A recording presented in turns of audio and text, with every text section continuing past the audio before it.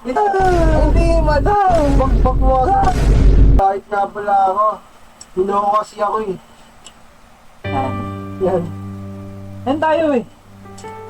Sure. Okay lang daw ba yung tayo mo? Yung kaninang batang ano? Huwag natin ibayin yung usapan.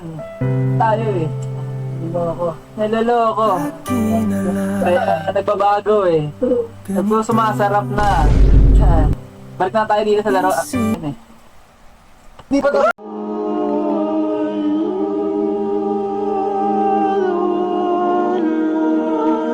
Ayos guys, effective yung takot ha. Kain ng manok. Ang tagal na rin yung huli nating kain. Tapos na ako kumain ma. Eh, tumitingin nga.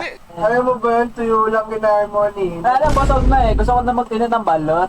Huwag mo na. Lang. Asa natin?